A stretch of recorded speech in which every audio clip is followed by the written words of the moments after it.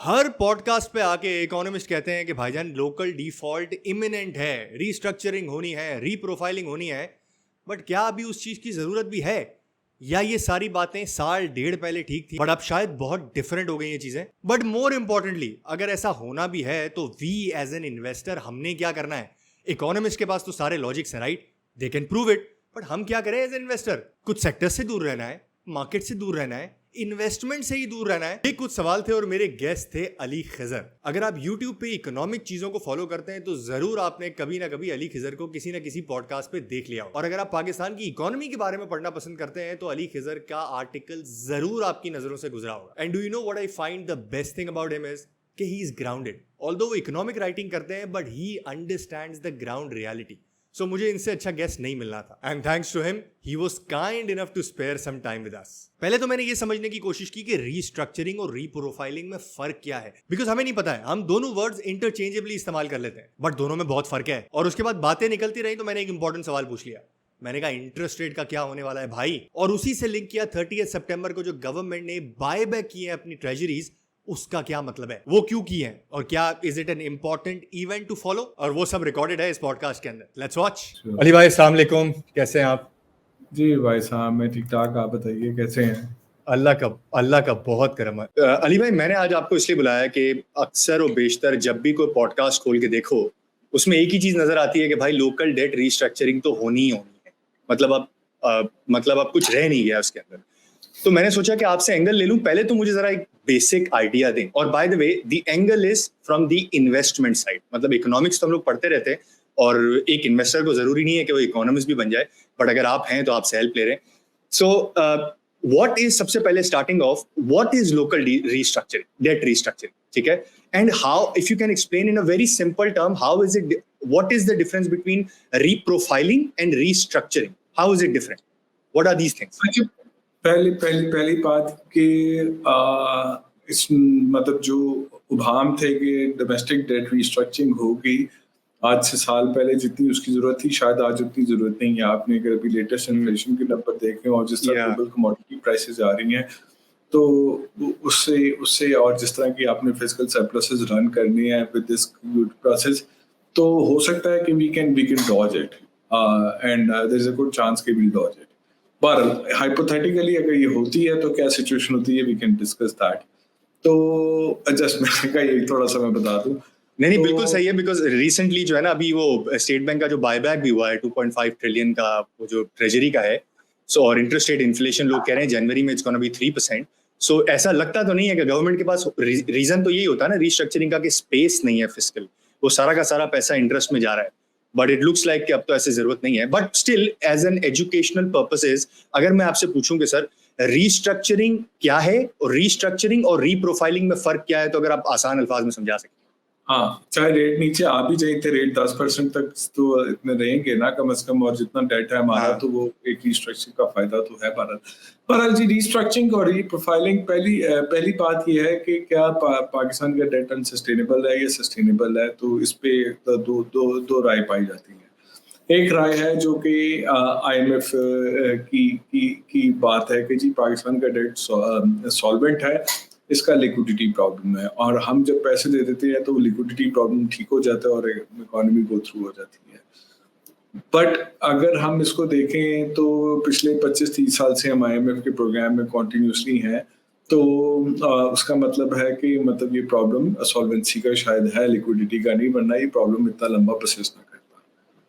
अच्छा, और दूसरी साइड से अगर हम ये देखें, चले सॉल्वेंसी है, लिक्विडिटी का प्रॉब्लम है, but there is a good amount of the budget that goes to interest servicing, और फिर आपको IMF की प्रिस्क्रिप्शन है कि प्राइमरी सरप्लसेस रन करने हैं गोइंग फॉरवर्ड, और आप करंट अकाउंट डेफिसिट भी अफोर्ड नहीं कर सकते because of external debt issues.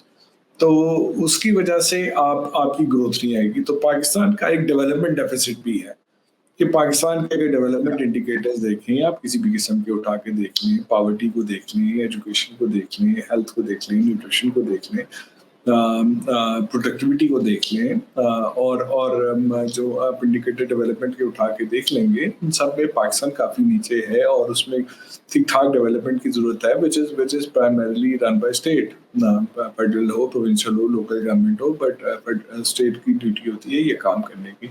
तो वो एक डेवलपमेंट डेफिसिट है। अगर हम डेट रिस्ट्रक्चरिंग नहीं करेंगे तो वो डेवलपमेंट डेफिसिट ही पूरा होगा। तो अगर सिर्फ सॉल्वेंसी पे रहें तो शायद हमें डेट रिस्ट्रक्चरिंग की जरूरत नहीं पड़े, लेकिन अगर हम अपने डेवलपमेंट के को बेहतर करना चाह रहे हैं और एक मुल्क को हमारी जो नई जनरेशन है उसको बेहतर बनाना चाह रहे हैं, प्रोडक्टिव बनाना चाह रहे हैं, सोशली ज़्यादा एक्टिव बनाना चाह रहे हैं, तो उसके लिए हमें स्पेंडिंग की ज़रूरत है और उस स्पेंडिंग के लिए हमें स्पेस उसी वक्त मिलेगी जब हमारा डेट कम होगा। तो उसके लिए हमें डेट रिस्ट्रक्चरिंग की शायद ज़रूरत पड़ जाए। तो ये एक पर्सपेक्टिव है जो मैं आपको दे रहा हूँ।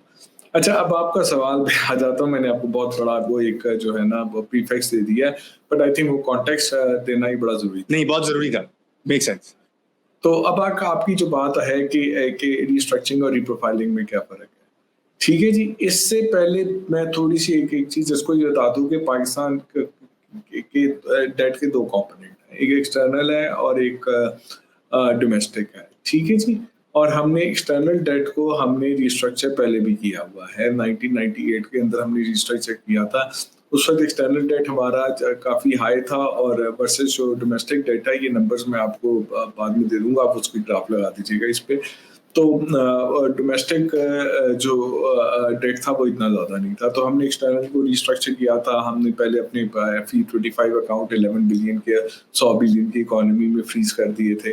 ठीक है, उसके बाद वो कॉन्फिडेंस कभी वापस नहीं आया, तो उसकी ड्रॉबैक भी होती है। फिर हमने एक्सटर्नल डेट को रिस्ट्रक्चर किया तो उससे हमारे पास स्पेस आई थी, बट हमें डोमेस्टिक की जरूरत नहीं पड़ी थी, डोमेस्टिक थोड़ा था।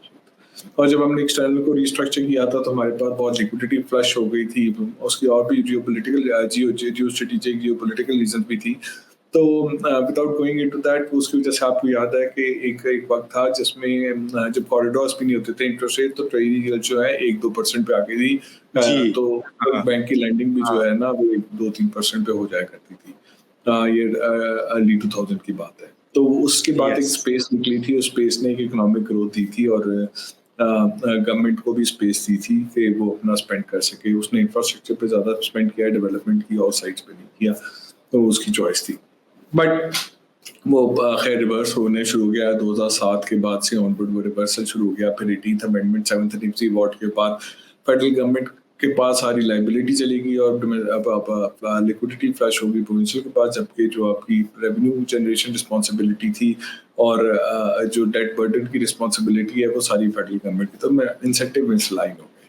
तो उसकी तरह से वो अनसस्टेनेबल सिस्टम हो गया जो कि तकरीबन 2 साल पहले आपका फट गया हुआ था। बहरहाल अब थोड़ा सा उसमें आपने है कि जब आप उसको क्वेश्चन मिला है, तो अगर आपको आज जो एक्सटर्नल अकाउंट के प्रॉब्लम है उसको ठीक करने के लिए आपको अपने एक्सटर्नल डेट को आपको रिस्ट्रक्चर करना पड़ेगा, इस सेंस कि आपकी 25 बिलियन की अगले हर साल में आपकी रीपेमेंट है। जब इस तरह की रीपेमेंट्स होती हैं तो फिर उसमें आपको और रिजर्व्स के लेवल नीचे हैं, अभी अभी बेहतर होके भी 2 महीने की इंपोर्ट मुश्किल से कवर कर रही हैं। तो वो 4 महीने की इंपोर्ट तक जब नहीं आते, आप ग्रोथ का नहीं सोच सकते और वो आप कैसे आएंगे जब आपने इतना डेट पे करना है। उसमें बहुत सारा रोल ओवर होता है, बट रोल ओवर सारा नहीं होता भी है और ये प्रॉब्लम रहती है। तो उसको ये है कि अली भाई, इस डेट को आपने हैंडल करना है। हाँ, जी। If I cut you off एक सेकंड के लिए कि ये अब international debt it looks like कि सारा का सारा मल्टीलेटरल्स का है, राइट? मतलब कि सॉरी, कंट्रीज डोमिनेटेड है जिन्होंने आपको रिजर्व्स के लिए 2 अरब दे दिए, 3 अरब दे दिए। क्या जब हम इंटरनेशनल डेट रिस्ट्रक्चरिंग की बात करते हैं तो ये सारा डेट भी रिस्ट्रक्चर होता है, या फिर हम सिर्फ और सिर्फ वो जो बॉन्ड्स इशू किए हैं वगैरह वगैरह वो डेट रिस्ट्रक्चर होता है? जी, अब बात वही आ रही थी ना कि मैं उसी पे आने लगा था कि ये आपको बिल्कुल बताता हूँ कि एक्सटर्नल डेट जब रिस्ट्रक्चर की हम तरफ जाते हैं, तो वो एक्सटर्नल डेटर के पास जाएँगे, वो कहेगा डोमेस्टिक डेट को आप रिस्ट्रक्चर करें। ठीक है जी? अब ये श्रीलंका में, घाना में, इन जगहों पे ऐसे ही हुआ तो। बट उनका डेट जैसे श्रीलंका में 25% प्लस जो था मार्केट डेट था, फिर एक चाइना का बहुत बड़ा डेट था। जबकि मल्टीलैटरल से नहीं थे। पाकिस्तान का अगर 100 बिलियन का डेट ले लें, आपको नंबर वो मैं दे दूंगा, आप उसको ग्राफ लगा दीजिएगा, वो आपको स्टेट बैंक से वैसे भी मिल जाएंगे। तो तकरीबन आपका 40% प्लस जो है वो मल्टीलैटरल है, वर्ल्ड बैंक, एडीबी वगैरह। फिर कोई उसमें थोड़ा सा आईएमएफ भी डाल दें, वो आ जाता है। फिर उसके बाद आपका यानी कि 45% तकरीबन तो डेट आपका यहीं पे बन जाता है। फिर आपका जो है बायलैटरल डेट सबसे बड़ा चाइना का है, जिसमें चाइना का गवर्नमेंट का भी है, जो चाइनीज प्राइवेट सेक्टर का भी है, और चाइनीज बैंक्स का भी है। ठीक है जी। फिर उसके बाद आपका पेरिस क्लब का है, जो पुराने चल रहे हैं, वो नंबर बहुत छोटा हो चुका है रिलेटिवली। और फिर आपके डिपॉजिट और लोन जो है वो कुछ सऊदी अरब के और यूएई के भी हैं, चाइना के भी डिपॉजिट्स हैं। तो मतलब आपका वो कोई अगर चाइना, सऊदी अरब, यूएई इनको मिला लें तो ये एक बड़ा चंक हो जाता है, 40% समथिंग। एक बड़ा चंक 40% और समथिंग आपका हो जाता है वर्ल्ड बैंक का और आईएमएफ का और एडीबी वगैरह का। अच्छा, फिर उसके बाद आपके कुछ के कमर्शियल लोन्स जो हैं, अगर चाइना से हैं या यूएई से हैं, तो वो भी डेफिनेटली वो कंट्री वो स्टेट ओन्ड बैंक्स होते हैं, और उसमें जो कंट्री को जो पॉलिटिकल साइड की जो विजन होती है उसी को देखते हुए वो भी आपको लिंक कर रहे होते हैं। तो वो भी उस तरह से है, कोई आपको वेस्टर्न बैंक से तो लोन है नहीं, जैसे अभी स्टैंडर्ड चार्टर्ड पे आप 11% पे आप उठा रहे थे, जो भी उठाएंगे नहीं उठाएंगे, इस तरह के तो आपके लोन है नहीं मार्केट बेस्ड ना ज्यादा। और बाकी आपके वो जो आपके यूरो बॉन्ड्स वगैरह हैं वो 7-8% है, तो वो 25% का होता, तो वो एक प्योरिटी मार्केट बेस्ड लोन है, जिसमें आपको सारा कुछ करना पड़ेगा और उसके लिए काफी तरद्दुद करना पड़ेगा। अब ये इतने से लोन के लिए आप ये मार्केट में जाके तरद्दुद करें तो समझ नहीं आती। तो एक्सटर्नल डेट की उस तरह रीस्ट्रक्चरिंग करना, जिसमें उनको जाके दरवाजा खटखटाना यूरो बॉन्ड वगैरह वालों का, उनको उनकी सारी चीजें पूरा करना, और फिर आईएमएफ को, वर्ल्ड बैंक को और चाइना को एक ही टेबल पे लेके आना, नेगोशिएट करना, जिसमें ये बड़ा मुश्किल है, इसमें बड़ी पॉलिटिकल चीजें आ जाती हैं। इसलिए आपको इन्हें इंडिपेंडेंटली डील करना है। आपका देखिए जी, मल्टीलैटरल का जो लोन है वैसे ही वो लॉन्ग टर्म होता है, और उसके जो होते हैं रेट्स भी कम होते हैं। तो वो एक वो आपको और पंप इन करते जाते हैं और देते जाते हैं। वो आप एक साइकिल में फंसे हुए हैं। वो आपकी चॉइस थी, आप 40-50 साल में उनसे डेवलपमेंट का वो मंजन बेचते थे, आप खरीदते रहे ना, वो डेवलपमेंट हुई, बट आप डेट में आ गए। एनी हो, तो वो चीज़ आपकी है। बाकी आपने चाइना का तरीका बात करने का बड़ा फर्क है, वो आप ऑलरेडी कर रहे हैं। अब उसमें वो आईपीपीज के ऊपर आप टेरिटरी प्रोफाइलिंग हो रही है, ये मैं आपको खबर दे रहा हूँ। उस पे बड़ा सीरियस काम हो रहा है। चाइनीज एम्बेसी की टास्क फोर्स नहीं करी, चाइनीज एम्बेसी की साइड से इसमें औरंगजेब साहब ने एफर्ट की है, और इसमें चाइना के अंदर से ये चाइनीज एम्बेसी के अंदर लोग बैठे इस वक्त इस पे रिस्ट्रक्चरिंग, रीप्रोफाइलिंग पे काम हो रहे हैं आईपीपीज के। तो वो एक और ही है। बाकी ये है कि बाकी वो जो रोल ओवर हैं वो होते जाएंगे, उनको आप जरा 3 साल 5 साल का कर दें, लोन को बड़े साइज का कर दें, उनका रेट थोड़ा कम कर दें, जैसे ग्लोबल इंटरेस्ट रेट कम आ रहे हैं तो वैसे ही लोन के रेट कम हो जाएंगे। तो वो अगर उस तरफ आपको रिस्ट्रक्चरिंग की जरूरत नहीं, आपको थोड़ा सा मतलब रीप्रोफाइलिंग की जरूरत है, जो आप इंडिविजुअल कंट्रीज के साथ आप कर सकते हैं, कि जैसे आप चाइना के साथ एक डील कर लें, एक आप डील सऊदी अरब के साथ कर लें, बस बाकी छोड़ दें आप सब कुछ। तो ये आप अगर कर लेते हैं तो यू गुड टू गो। और मेरे ख्याल में इसमें सऊदी अरब से तो और चाइना से at some point of time ये बात हो भी जाएगी, क्यों, और वो इस तरह से आ जाएगा। अब कमिंग बैक टू दैट कि जी एक्सटर्नल की कंपल्शन से डोमेस्टिक होगी, वो तो मुझे उतनी नजर नहीं आ रही जरूरत उसकी, क्योंकि आपके एक्सटर्नल के डेट की कॉम्पोजिशन ऐसी है कि वो उसको मार्केट बेस्ड बहुत कम है, तो मार्केट बेस्ड तरीके से उसको रिस्ट्रक्चर करना एक और तरह का है। हाँ, तो लेकिन वहां पे आप रीप्रोफाइलिंग करके उस मसले को हल कर सकते हैं, और ऐसा ऐसा रिजर्व बिल्ड कर सकते हैं। आपको डिप्लॉयड कि आपको कहीं और से इन्फ्लोज आ रहे हो, जो स्टेबिलिटी आ रही है उसके डिविडेंड मिले, इंटरेस्ट रेट ग्लोबल नहीं जा रहे हैं उसके डिविडेंड मिले, और कुछ आपके पास पैसे आने लग जाए।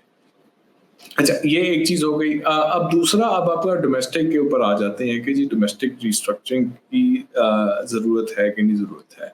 तो वो मैंने आपको पहले जवाब दे दिया था कि उसकी जरूरत, अगर आपने अपने डेवलपमेंट डेफिसिट को खत्म करना है तो जरूरत है, लेकिन अगर आपने सॉल्वेंसी के आर्गुमेंट से देख रहे हैं तो नहीं जरूरत है।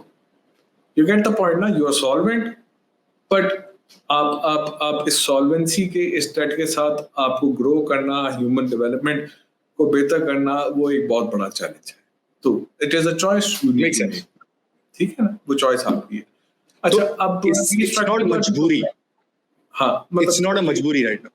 हाँ, रीस्ट्रक्चरिंग और रीप्रोफाइलिंग में मतलब यार इट्स अ ग्रे एरिया, इसमें इतना कोई फ़र्क नहीं होता। रीप्रोफाइलिंग में होता है कि यार आपके जो मतलब टी बिल्स हैं उसको आप जो है आप 5 साल के पेपर पे कन्वर्ट कर दें, 10 साल के पेपर पे कन्वर्ट कर दें। उसको उसके ऊपर एक इंटरेस्ट रेट सर्टेन नीचे के लेवल पे आके फिक्स कर दें। तो वहाँ से जो होगा उनकी फ्यूचर कैश फ्लोज़ जो हैम्पर होंगे और अगले जो लोन्स होंगे वो जो होंगे वो मार्केट जो भी रेट है उस पे डिटरमाइन करके होंगे, तो बैंक्स को एक हिट आ जाएगी इस पे। ठीक है जी, रीस्ट्रक्चरिंग में ये होगा कि आप कहते हो कि यार ये डेट जो है ना इसको ही कम कर दो। आपके पीआईबीज़ और टी-बिल्स इतने हैं ना, इस पे एक हेयर कट लगा देते हैं 20% का।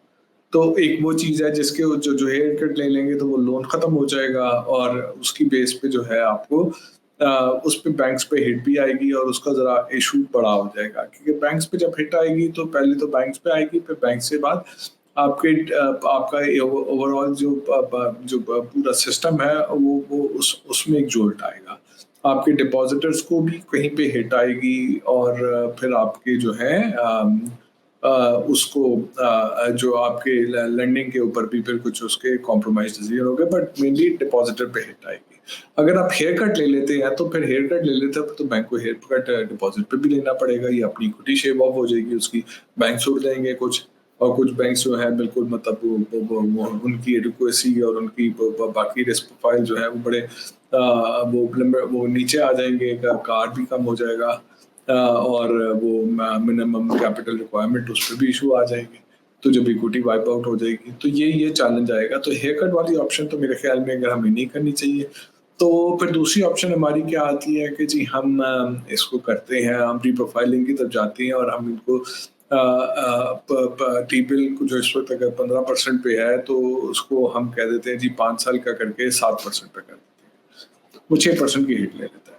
अच्छा, जब ये टी बिल 22% पे था तो उस वक्त आप 5 पे या 10 पे करते तो बड़ा सिग्निफिकेंट सेविंग होनी थी, बट अब तो 15-16% पे आ गया है और आगे ये इससे भी नीचे ज़्यादा आ रहा है। जिस तरह से इन्फ्लेशन नीचे आ रही है, साल एक की बात है, तो उसके बाद और नीचे आ जाए, तो क्या इस रीप्रोफाइलिंग की ज़रूरत है एज़ सच? क्योंकि इस वक्त अगर हमारे देखे जाए तो ये भी नंबर आपको मिल जाएंगे, ये भी आपको स्टेट बैंक की वेबसाइट पर मिल जाएंगे। आपको ग्राफ लगा लीजिएगा कि आपकी पीआईबी फिक्स्ड और फ्लोटर में देखें तो बैक इन डेज 2014-16 के अंदर पीआईबी फिक्स्ड होते थे, फ्लोटर होते ही नहीं थे। फ्लोटर बाद में ये था जो आजकल कमिश्नर है वो एसईसीपी का, तो उसने ये जो है ना ये लगाए थे फ्लोटर का सिलसिला शुरू किया था। तो अब ज़्यादा पीआईबी फ्लोटर्स हैं। फ्लोटर का मतलब है कि रेट नीचे आएगा उनका भी रेट नीचे आ जाएगा। ठीक है, फिक्स्ड आपके थोड़े हैं तो फिक्स्ड इतने हैं, आप उसको कर लें। भी स्ट्रक्चर वो फिक्स जो 20% पे लगे हुए हैं उसको आप कर लें रिस्ट्रक्चर, उसको किस तरह करते हैं, क्या करते हैं और ये कर लें। और जो भी आप इसमें लेकिन आप ट्विकिंग करेंगे और अगर आप उसको जो मेरे ख्याल में अभी भी इनको पीआईबीज को लॉन्ग टर्म को 5% वो जो कई टी बिल्स को कन्वर्ट करके लॉन्ग टर्म कर देते हैं, तो उसमें आपको डेफिनेटली स्पेस निकलती है। आपको बार बार जाके वो रोल ओवर नहीं करने पड़ते, उससे एक स्पेस निकलती है आपके पास। तो और रेट जो कि मार्केट रेट अगर शायद 12% है, आप 5-7% पे 5% पे कर देते हैं तो ठीक ठाक स्पेस निकलती है। तो और उस पे आप एक लॉन्ग टर्म यील्ड को करके डेवलपमेंट को अपनी ग्रोथ को बेहतर करके तो नेचुरल यील्ड कर्व जो है वो थोड़ा सा एक पहला तो आप पुश देंगे, बट इवेंचुअली वो नेचुरल यील्ड कर्व जो है ना वो आपका जो है वो ये इस तरह हो जाएगा। अभी तो ये है ना इन्वर्टेड है, तो वो उस इन्वर्टेड की वजह से तो वो ये जो सॉरी अभी इस तरह है, ठीक है ना, और जब ये इस तरह चला जाएगा ना तो मतलब शॉर्ट टर्म पेपर यील्ड का में और ज़्यादा उनकी हो जाएगी, लॉन्ग टर्म ज़्यादा हो गया, वो फिर एक आपको एक स्टडी ग्रोथ की फेस में ले जाएगा ना। वो यील्ड का जब अपवर्ड स्लोपिंग होता है तो ही आपको ग्रोथ आती है, जब इन्वर्टेड होता है तो फिर उसमें तो रिसेशन भी है। तो हम तो बहुत सालों से इसी रिसेशनरी फेज में हम गुजार रहे हैं, तो हमें उसको यील्ड कर्व को भी अपवर्ड स्लोपिंग करना है और हमें एक लॉन्ग टर्म मार्केट भी बनानी है और उसको एक बेंचमार्क एक टिकर पे कर देना है और नीचे रेट आ जाएंगे।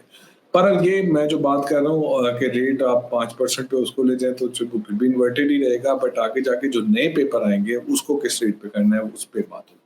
जो पुराने लगे रहेंगे तो ये होंगे, बट ये बड़ा कॉम्प्लिकेटेड सा मामला है। इट्स नॉट दैट इजी कि इसको कर लें इतने आराम से, ये जिस तरह मैं बट एक चीज तो एक चीज हाँ जी बताएं।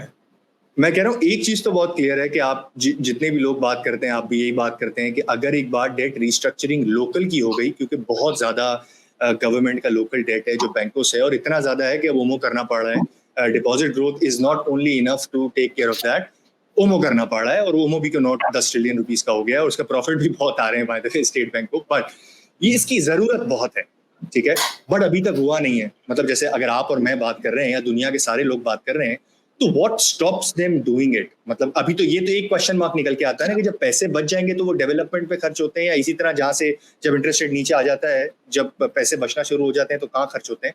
बट अगर ये बच भी जाते हैं तो डेवलपमेंट में खर्च होता है, उसको हटा दें, बट अभी तक why would they not do it? मतलब चलिए इसमें क्या थॉट प्रोसेस?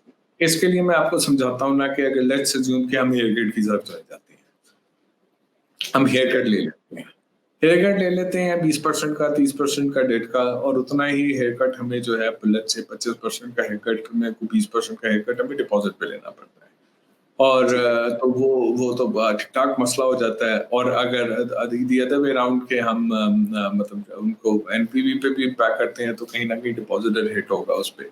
तो वो जो डिपॉजिटर है वो कौन है हमारे पास? मतलब हमारे यहाँ अगर 250 मिलियन की पॉपुलेशन है तो हमारे पास जो ये बैंक अकाउंट्स हैं, मैं ये माइक्रो फाइनेंस बैंक को निकाल के बात कर रहा हूँ, ये वॉलेट्स वगैरह जो होते हैं, ठीक है जी। तो बैंक अकाउंट्स तो आपकी बहुत छोटी पॉपुलेशन के पास है, ठीक है जी। और उन बैंक अकाउंट्स में लेट्स से 1 मिलियन रुपए से ज्यादा पैसे वो और भी बहुत छोटी पॉपुलेशन के पास है। बहुत सारी पॉपुलेशन जो है बैंक अकाउंट में 2 4 5 लाख रुपए पे बैठी हुई है। नंबर ऑफ पीपल की बात हो रही है ना, बहुत बड़ी अमाउंट है, बहुत ज्यादा लोग हैं। और तो जब आप इस तरह करेंगे तो एक जब आप हिट लेंगे तो जिसके डिपॉजिट बैंक में पैसे ज्यादा हैं, जो बड़ी कॉर्पोरेशन है, बैंक्स हैं, हाई नेटवर्थ इंडिविजुअल्स हैं, उसको ज्यादा इफेक्ट पड़ेगा। लेट्स से 1 करोड़ रुपए की भी लिमिट लगा देते हैं तो चलें, बहुत सारी मिडिल क्लास 1 करोड़ से नीचे ही बैठी होगी बैंक के अंदर, जो कैश लेके बैठी होती है। एसेट लिए होते हैं लोगों ने, इतना कैश तो लोग कम ही रखते हैं अनलेस कि यू वेरी रिच, ठीक है ना, अनलेस यू मतलब अपर मिडिल क्लास के सेगमेंट में आ जाते हैं, वरना आप कैश इतना क्यों रखेंगे, आप कहीं किसी एसेट में लगाएंगे। तो अच्छा, तो वो जिसके पास इतना कैश पड़ा हुआ है तो वो फिर वो ये है कि वो हिट लेगा, ठीक है जी, हिट लेगा। जो बड़ा अमीर आदमी है वो हिट लेगा, हाई नेटवर्थ लेगा, कॉर्पोरेशन लेगा। तो एलीट है ना, तो वो एलीट सबसे ज्यादा हिट लेगी। बैंकिंग भी एलीट है तो वो तो नहीं चाहेगी ये होगी, लेकिन और जो नीचे के लोग हैं उनको हिट नहीं लगेगी, वो अंडर बैक्ड है या अनबैक्ड है। और जब लेकिन जो फिजिकल स्पेस निकलेगी और जहां से मैं जिस डेवलपमेंट की बात करूं उस डेवलपमेंट पर स्पेंड होगा तो लार्जर पीस ऑफ पॉपुलेशन जो जितना नीचे होगा उसको उतना फायदा होगा। तो वो रीशफलिंग होगी, वो आपकी जो है वो जो वेल्थ है ना वो ट्रांसफर होगी। अब आप कहेंगे मैं कम्युनिस्ट होके बात कर रहा हूँ, मैं कम्युनिस्ट होके बात नहीं कर रहा हूँ, बट मैं एक वो इकोनॉमिस्ट का डेवलपमेंट के पर्सपेक्टिव से बात कर रहा हूँ। वो एक आपने सवाल पूछा है तो उसमें कर लें, बट ये वही बात है कि थोड़ी सी अप्रोच उसकी हो जाती है ना कि आप कहते हो कि जी जब आप इतनी इनइक्वालिटी बढ़ जाती है आपके यहाँ, और जब इतना गैप होता है और पॉवर्टी इतनी बढ़ जाती है और डेवलपमेंट इंडिकेटर से पुअर होते हैं, तो वो redistribution of wealth might be a good idea for that. एक झटका लगा के and then you track back the economy with the structure reforms. और फिर वो जब हो जाती है ना, फिर स्ट्रक्चर रिफॉर्म्स करना भी आसान हो जाता है, क्योंकि आपने एलीट की कबर तो तोड़ दी है ना, कोई स्ट्रक्चर रिफॉर्म भी नहीं होने देती। तो एक ही झटका आपने दे दिया है तो बाकी आगे चीजें फिर आसान हो जाती है ना। जैसे एक बार पावर का हो गया रीनेगोशिएशन ऑफ टैरिफ, अब दूसरी बार शायद थोड़ा आसान हो गया। हाँ, बट इसमें बड़े रिस्क हैं। आपकी कैश इकोनॉमी और बढ़ सकती है, डॉलराइजेशन ऑफ द जो इकोनॉमी हो सकती है, वो बहुत बड़े बड़े रिस्क हैं जिसको मैं बिल्कुल इग्नोर करके बात कर रहा हूँ। आप ये देखिए, करेंसी सर्कुलेशन पाकिस्तान में बहुत ज्यादा है, और जहाँ पे लोगों को भंग पड़ेगी ये होने लगा तो फॉरेन डिपॉजिट निकालेंगे, फिर ये होगा डॉलर रेट, और वो एक रिस्क है। तो इसको बड़े तरीके से करने वाला काम है, और पूरा सोच समझ के और मतलब इसको एकदम करने वाला काम है। तो Sri Lanka was able to do it because उनका इंटरनेशनल का एक इशू आ गया था, क्योंकि उनका मल्टीलेटरल का डेट और जो बाहर बाजार पार्टी का जो डेट होता है जिसको बॉन्ड इशू करते हैं ये लोग, दैट वाज टू मच, और आईएमएफ ने करवा दिया। बट अगर जब तक हमारे पास कोई ऐसा प्रेशर नहीं आता है, am I correct in saying that ये उस वक्त तक बहुत मुश्किल लगता है? देखें, आप 2022 के अंदर चले जाएं वापस, हमारे हम ऑलमोस्ट डिफॉल्ट के दहाने पे बैठे हुए थे और श्रीलंका अनफॉर्चुनेटली डिफॉल्ट कर गया था। श्रीलंका में ये हालात हो गए थे कि उनके यहाँ बेसिक इंपोर्ट के पैसे नहीं थे, उनके यहाँ फ्यूल की शॉर्टेज हो गई थी, उनके यहाँ फूड की शॉर्टेज हो गई थी। उसके पीछे वजूहात जो भी उनकी थी वो एक अलग है बात, बट उनके पास ये शॉर्टेजेस हो गई थी वहाँ पे इस वजह से रॉयट्स भी होना शुरू हो गए थे, ठीक है। और तो आपका वहाँ की सूरत-ए-हाल बहुत फ़र्क थी। हम उस सूरत-ए-हाल के करीब तो पहुँचे थे, बट हम वहाँ पहुँचे नहीं।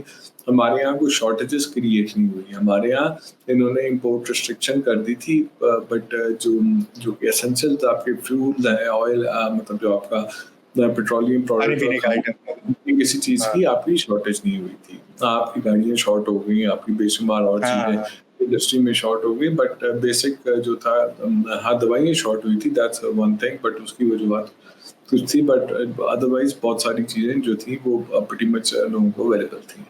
तो ये चीज़ तो वो तो टाइम हमने गुजार दी है। अब उस तरह की कंपल्शन तो नहीं है, अब तो हमारे अच्छे वक्त आ रहे हैं। मतलब इन्फ्लेशन आपने आज की देखी है 6.9 की पर आई है, आप 6.9 यार आप और भी नीचे देखते हैं कुछ 1-2 महीनों में शायद। और जिस तरह ऑयल नीचे गिर रहा है और जिस तरह से इंटरेस्ट रेट बड़ी स्पीड से गिर सकते हैं हमारे, तो ये मैं ये बात कह रहा हूँ कि मतलब इसके बाद आपके यहाँ इस वक्त pressure to restructure is now very low. There is no there is no pressure. Pressure cooker situation में तो नहीं है हम, तो वो इतने मतलब इसमें तो बिल्कुल भी ये लीड बार्गेन करना बड़ा मुश्किल है। सो मेरे ख्याल में अभी रीस्ट्रक्चर के चांसेस कम ही हैं अभी होने के। it makes sense. हाँ, But the best time probably was then. But again, this is the best time to do that, क्योंकि इसमें आप negotiate बेहतर कर सकते हो, क्योंकि आप pressure cooker situation में नहीं हो, आपके पास But अभी वैसे you can move away from that as well, ना? तो वो एक है। हाँ तो नेक्स्ट टाइम के लिए, बट अभी ऐसा इन द सेंस कुछ नजर नहीं आता है। तो मतलब जो मुझे अभी तक आपकी बातों से समझ में आया इन्वेस्टमेंट के एंगल से, अली भाई, कि इफ दैट टाइम कम्स, मतलब doesn't matter if it happens in 2 years, 6 months, 20 years, whatever that is, there is gonna be some problems with the जो बैंकिंग साइड होती है। अगर इसको करना पड़ा किसी तरह से, जो डिपॉजिटर है, जो कि थोड़ा सा जिसके पास पैसा है, या जो इन्वेस्टर है, that might be a category जो मतलब अक्रॉस द बोर्ड हिट हो सकती है, राइट? क्या म्यूचुअल फंड्स में आपके पैसे लगे हो तो भी आप हिट हो सकते हैं, बैंक में अगर आपके सेविंग अकाउंट में पैसे पड़े हैं तो भी आप हिट हो सकते हैं, depending on that number. But अभी it looks like that's not gonna be the case, right? और उसका बहुत सारी लिस्टेड कंपनी से भी इन्वेस्टमेंट के पर्सपेक्टिव से फर्क आएगा, बैंक पे फर्क आएगा, फिर कैश बैलेंसेस कितने हैं, मतलब उसका बड़ा लार्ज इम्पैक्ट आ सकता है, बट वो लग नहीं रहा ना, कैसा हाइपोथेटिकल। अभी ना घबराएं। हाँ, जिस लग ही नहीं रहे, हालात हो ही नहीं रहे ना, मतलब वो हालात जो मतलब वही था 2 साल पहले थे और आज में और आगे और फर्क लग रहे हैं। हाँ, बट ये है कि at some point of time ये हालात दोबारा आ जाएंगे। थोड़ा मुझे मतलब इस पे रिस्क हैं इसके। और दूसरा ये है कि ये हमें खुद से फैसला करना है कि हमने इसको किस तरह इसको चेंज करना है, क्योंकि we need to change it, क्योंकि हमें डेवलपमेंट पे स्पेंड करना है। We need to create fiscal space for that. एक सेकंड, आपको पता है कि जो सारे सवालात आप सुन रहे हैं ये मेरे पास कहां से आए? कुछ तो मेरे दिमाग से, बट कुछ मेरे कम्युनिटी मेंबर्स ने दिए हैं। और ये फायदा है इन्वेस्टर कम्युनिटी का, कि जिन लोगों को मैं पॉडकास्ट पे बुला रहा हूं, आई कैन आस्क क्वेश्चंस जो वो सुनना चाहते हैं। अगला पॉडकास्ट हमारा इस्लामिक पे हो रहा है, तो आपने 2 काम करने हैं। नंबर 1, सब्सक्राइब कर लें इस चैनल को, so that you don't miss that podcast. And दूसरी चीज, explore the Investkar community. So now we go to the inflation part. मुझे जरा एक बात समझाएं कि ये जो हमारे जो साइकिल्स है ना, ये बूम बस्ट, अभी तो हमारे लिए, मैंने इन्फ्लेशन का इंडेक्स उठा के देखा, जनवरी में the actual inflation index was 260, ठीक है, जनवरी 2023। अभी जो इंडेक्स आया था ना लास्ट महीने का, वो 262, मतलब actual inflation is just 1% in the entire. अभी भी इंपोर्ट पे कुछ ना कुछ रिस्ट्रक्चरिंग है, अभी भी आपको नजर आता है कि हम, तो do you think this time around जो इंटरेस्ट रेट नीचे आ रहा है, इसमें कोई ऐसी चीज है कि जो कि अ लिटिल लॉन्गर तरफ हमें ले जाए, इन द सेंस कि यार ये वाला जो इंटरेस्ट रेट है हम खर्चा ना करें, कुछ करके वी हैव 3-4 years जहां पे हम नीचे रहें, या no it's all the numbers game, base effect वगैरह वगैरह, and we will start to see that again over inflation वाला पूरा इम्पैक्ट? देखिए, जिस तरह के इस वक्त आपके लोन्स हैं और जिस तरह आपका इन्वेस्टमेंट क्लाइमेट है अभी, उसके जो टैक्सेशन रेट्स हैं, आपकी जो एनर्जी की जो प्राइसेस हैं और अनसस्टेनेबल सेक्टर है और जो पॉलिटिकल कियोस है, इस सब को देख के इन्वेस्टमेंट तो इस वक्त मुल्क में आती खास नजर नहीं आती, ना FDI आ रही है ना आपकी वैसे इन्वेस्टमेंट आ रही है, और नए लोन्स अगर मिल रहे हैं तो बहुत महंगे मिल रहे हैं। तो हमें तो पुराने लोन्स को ही रिस्ट्रक्चर करके हमें आहिस्ता आहिस्ता रिजर्व को बिल्ड करना है, यानी कि एसेंशियली हमें अपने करंट अकाउंट को सरप्लस रख के रिजर्व्स को बिल्ड करना है। हमने रिजर्व्स को 4 बिलियन से 10-11 बिलियन पे लाए हैं, तो उसमें जो है कुछ हमने करंट अकाउंट को सरप्लस रखा है, कुछ हमने मार्केट के अंदर से डॉलर भी बाय आउट किए हैं, और कुछ हमें नए पैसे आए हैं। तो हमें इस रिजर्व को 10 से 20 बिलियन पे लेके जाना है, 2 से 4 महीने की इंपोर्ट्स पे लाना है, और अगर आपकी अच्छे वक्त आने हैं, अगर आपने ग्रोथ देखनी है तो इंपोर्ट भी आपकी 6 अरब पे जानी है, तो विच मीन हमें 24-25 अरब तक जाना है कम से कम, तो हमें फिर ग्रोथ मिलेगी। तो दिल्ली अभी दूरस, ठीक है ना, तो ये ग्रोथ तो अभी नहीं आती ना, तो ग्रोथ अभी मुझे नजर नहीं आ रही है अनफॉर्चुनेटली। तो ग्रोथ नहीं है तो am I safe to say कि वो जो डॉलर की demand and everything that's not gonna be there, और रुपया डिप्रिसिएशन 5-7% मोटा बेसिकली आप इंटरेस्ट रेट इतना नीचे ला ही नहीं सकते कि आप ग्रोथ को स्पर करोगे। ये दैट इज द की ना, आपकी इन्फ्लेशन चाहे 2% पे आ जाए, बट अगर आप इंटरेस्ट रेट को 5% पे ले आते हो तो दैट इज अ प्रॉब्लम, आपकी एकदम इन्फ्लेशन शूट कर जाएगी। प्रॉब्लम ये है कि वो ग्रोथ आप अफोर्ड नहीं कर सकते अभी, you have to build up the reserve to a certain level to create some kind of a buffer before you can think about the growth। तो अगले 2-3 साल मुझे ग्रोथ नहीं नजर आ रही, और वो डेवलपमेंट डेफिसिट इंक्रीज करता जाएगा, और लोगों की जो इनकम जो प्रोग्रेशन है वो कम होती जाएगी। तो ये and that is one imperative कि यार आप उसकी स्पेस क्रिएट करें, और स्पेस क्रिएट करके आप मतलब ग्रोथ लेके आए। तो अभी ग्रोथ मॉडल आगे जो नजर आ रहा है ना, कि अगर इंपोर्ट डिपेंडेंट आपने नहीं रहना, तो आपको एक्सपोर्ट ड्रिवन ग्रोथ चाहिए, कि ऐसा ऐसा फार्म्स जो बहुत सारी सोच रही हैं कि जी हम कैसे एक्सपोर्ट मार्केट में जाए। अच्छा, उसमें बहुत बड़ा चैलेंज एनर्जी प्राइसेस का है, उस पर गवर्नमेंट काम कर रही है कि जी एक तो वो 94 और 2002 के IPPs के साथ निगोशिएशन कर रही है, जो कोर्स से मेयर्स ले रही है, वहाँ से 1.5-2 रुपया बच जाएगा, बड़ी आता है, मतलब इससे ज़्यादा क्या बचेगा। तो आपकी इंडस्ट्री तो इस वक्त 42 पे बैठी है, और कंज्यूमर जो है टैक्स वैक्स देख के वो 50+ पे बैठा हुआ है, 55 पे बैठा हुआ है लेट्स से। तो अब उससे 2 रुपये बच जाएंगे तो क्या बड़ी आपने कर ली, 1.5 रुपया इधर बच गया, किसी का 2 रुपया बच गया, उसे क्या मिल गया। तो आपको फिर अगर लेकिन उस पर जैसे मैंने आपको शुरू में बताया था कि इस रीप्रोफाइलिंग जो है चाइना के साथ जो है उन्होंने रिक्वेस्ट की हुई है, और चाइनीज एम्बेसी के ऊपर लोग इस पे काम कर रहे हैं। और आपको जो न्यूक्लियर प्लांट्स हैं, जो गवर्नमेंट के 2 प्लांट्स हैं जो जिसमें फंडिंग चाइनीज की है, उसमें ऑलरेडी 2 साल का डेट मॉरिटोरियम मिल चुका हुआ है, और लेकिन वो नेपरा ने अभी तक अपनी उसमें टैरिफ में प्राइसिंग में नहीं किया ना। तो वो इन सब चीज़ों को जब आप टैरिफ के अंदर लेके आएंगे, और अगर आप देखें, अगर आप डेट प्रोफाइलिंग सीपैक के प्लांट्स की और गवर्नमेंट अपने प्लांट्स की ROE वगैरह कम करती है, कुछ इनसे करता है, तो 5-6 रुपए अगर बिजली इन सब चीज़ों से कम हो जाती है, और कोई आपका 8 रुपए का टैक्स है, तो आप उस पे से 3-4 रुपए का टैक्स कम कर दें, वो टैक्स आप पेट्रोल प्राइसेस पे लोड कर दें, जहाँ पे इंटरनेशनल ऑयल नीचे आ रहा है, या कहीं और लोड कर दें, तो जो फिस्कल स्पेस आपको जो इंटरेस्ट नीचे आने से मिल रही है, उसको यहाँ पे आप उसको थोड़ा बिजली को आसान करें, ताकि आपको ग्रोथ की एक अपॉर्चुनिटी मिले, और उस अपॉर्चुनिटी को मिलेगा तो आपको डिमांड चाहिए, वो डिमांड आपको एक्सपोर्टिंग सेक्टर से जनरेट करनी है, तो डोमेस्टिक डिमांड अभी अफोर्ड नहीं कर सकते आप। तो उसके ऊपर आहिस्ता आहिस्ता लोग उस तरफ जाएंगे, बट फिर दूसरा टैक्सेशन को देखें, एक्सपोर्ट के ऊपर तो टैक्स भी आ गया, नॉर्मल इनकम टैक्स, जो कि ठीक बात है, बट आपने जब एक्सपोर्ट को प्रमोट करना हो तो थोड़ा सा एक डिसइंसेंटिव भी हो जाता है। बट मुझे बताइए 29% कॉर्पोरेट टैक्स, उसके ऊपर आपका सुपर टैक्स, उसके ऊपर लटरम बटरम ये आपके जो बाकी टैक्स होते हैं, 45-50% टैक्स एटलीस्ट आप पे कर रहे हैं। तो आधी अपनी इनकम तो हम गवर्नमेंट को देके, जो FBI के चेयरमैन न्यूज़ इन मीटिंग में कहते हैं कि जी हम तो पार्टनर है, तो भी तो फिर आप पार्टनर है, बट इनएफिशिएंट पार्टनर है, ठीक है ना, जो सर वो पार्टनर सक करता है, इन्वेस्ट नहीं करता, तो फिर उस पार्टनर का क्या फायदा सर, ठीक है ना। तो फिर उस पार्टनर से लोग दूर ही भागेंगे ना, तो फर्दर इन्वेस्ट नहीं करेंगे उस पार्टनर के साथ, जो लगा हुआ है सो लगा हुआ है। तो वो ये चीजें आपको टैक्स रेट भी कम करनी पड़ेगी, तो ये इसमें टाइम लगेगा, तो ये चीजें ये जरा ग्रोथ, लेकिन ये स्ट्रक्चर ऐसे ही ठीक होगा, तो अगले 2-3 साल ग्रोथ नहीं है आपकी अनफॉर्चुनेटली। ये इस सारी स्टेबिलिटी के अंदर, इस सारी इकोनॉमिक रिकवरी के अंदर, ये एक इम्पेडिमेंट है कि इस सब आपको ग्रोथ मॉडल नहीं अभी तक मिल पा रहा। प्रॉब्ली जो मुझे समझ में आया वो 2-3 साल वो ढूंढ रहे हैं कि कहाँ से मिल रहा है, और ये अगले 2-3 साल में आहिस्ता प्राइवेट सेक्टर खुद ही ढूंढेगा। हाँ, probably. Makes sense, Ali bhai. Makes sense. The idea was to understand कि जो debt restructuring कितनी जरूरी है. हर बंदा एक ही बात कर रहा है, local debt restructuring. But it looks like from this discussion that अब थोड़ा सा pressure कम है and probably it's going to take some time. So that was the entire case. एक आखिरी सवाल अली भाई मैं आपसे पूछूंगा, then let you go.